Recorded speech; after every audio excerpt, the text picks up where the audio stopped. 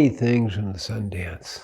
Besides loving the challenge, I learned that I could go way beyond my physical capacity, which was really good to see. And I think one of the reasons why people do the Sundance.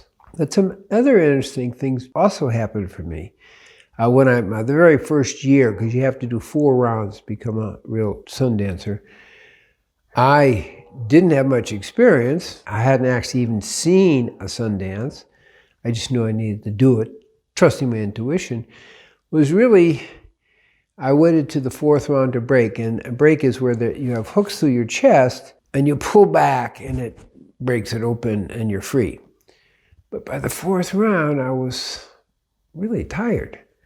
I was the only one that hadn't eaten or had any water, anything, for 4 days. And I actually had to have 2 brothers actually take me and pull me back. That was quite a lesson, and blood's going all over the place and running down my legs, and that's fine. Some of us are blood warriors. It's not sadomasochistic. It's really a part of the ceremony, is the spiritual strength and courage it takes. By the 2nd year, I was clearly able to do the whole process and be strong near the end.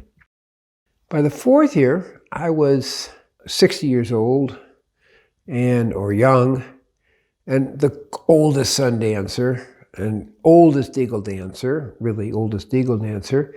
And the only other one that was able to even complete the Eagle Dance, where you go 4 days without food and water and you're tied to the tree, was a 23-year-old guy who's a really good guy.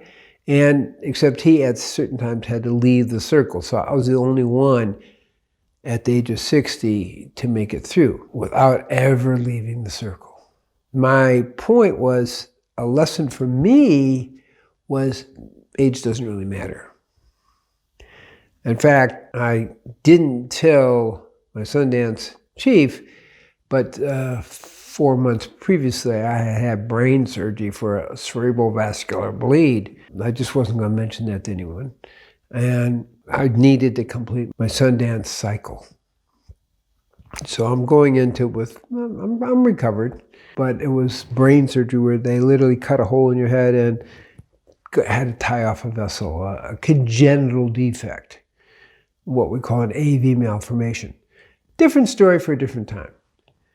But I'm coming in with that understanding. So here I am, the oldest, and also very light skinned. Now, that was an interesting teaching for me, because as I began to understand it, I was the only one that didn't get sunburnt.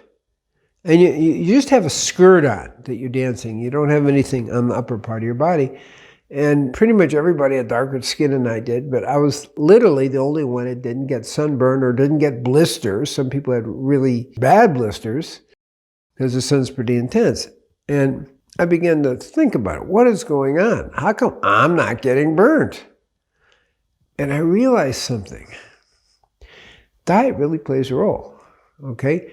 As a live fooder, I was learning to take energy from the food directly into myself. And really, through my skin, I was able to take the energy in from the sun. And so I'm not getting sunburned. The energy's going right into me. And that kind of really blew my mind, okay? Because, you're going to get sunburned. It doesn't happen. For 4 years, it didn't happen. I began to do a little research, and I realized that there's a famous cancer researcher in Germany, and she also made a note that when she took people from their basic diet, where kind of junk food and meat and so forth, they could only be in the sun a certain amount. But when she put them on a live food diet, which is part of her healing cancer approach, they can be in the sun 4 times longer. And then the bills went off. That's it. So when I was doing the live food, not only does it make you younger and stronger, and we give up the myth that you kind of get weaker with age and so forth. You don't have to. It's a pretty important message. So here I am at age 78. It's like, okay, when I was 60, I did 601 push-ups on the 6th day of a fast. And now at 78, I've done 1,500 push-ups pretty consistently every few times a week, and including on the 6th, 7th day of a fast. So you can get stronger. You can get more flexible with age, stronger with age, and more resilient. It's about your mind. And it's about how we look at it. If you think you're just going to you're not going to be able to do the Sundance, you're not going to be able to do the Eagle Dance, how are you going to make it without food and water? Okay, are you going to get burnt? No, you don't even get burnt.